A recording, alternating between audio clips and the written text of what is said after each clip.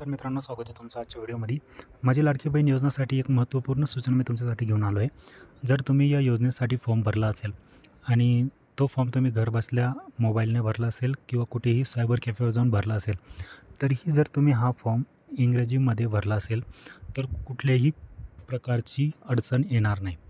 पण जर तुम्ही हा माझी लाडकी बहीण योजनेचा फॉर्म मराठी किंवा हिंदीमध्ये भरला असेल तर हा फॉर्म तुमचा बाद करण्यात येईल, रिजेक्ट होऊन जाईल.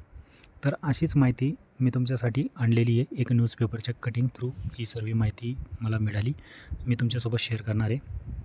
तर न्यूजपेपर कटिंग तुम्ही पाहू शकता. मराठी भरलेले अर्ज बाद करण्याचा अजब आदेश, पुन्हा इंग्रजीत अर्ज करावा लागेल. तर तुम्ही जर मराठी किंवा हिंदीमध्ये देवनागरी लिपीमध्ये जर तुम्ही फॉर्म भरला असेल तर तुमचा फॉर्म जो बाद होणार आहे आणि तुम्हाला परत इंग्लिशमध्ये फॉर्म भरावा लागेल. किंवा तुम्ही जर पहिलेच इंग्लिशमध्ये भरला असेल तर काही घाबरायचं काम नाही आहे. तरी हा स्क्रीनशॉट तुम्ही वाचू शकता व्हिडिओ पॉज करून. आणि तुमच्या तुमच्या रिलेटिव्हमध्ये ज्यांनी पण हा फॉर्म मराठीमध्ये भरला असेल तर त्यांना कळवा की लवकरात लवकर जी अपडेट येईल तुमचा फॉर्म परत जो तुम्हाला एडिट करावा लागेल किंवा नवीन अप्लाय करावं लागेल, जी पण प्रोसेस असेल मी तुम्हाला माझ्या यूट्यूब चॅनलच्या माध्यमानं कळवण्याचा प्रयत्न करेल.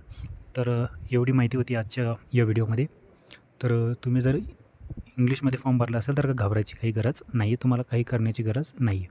पण जर मराठीमध्ये भरला असेल तर तुमचं फॉर्म बाद होणार आहे, असा आदेश निघाला आहे.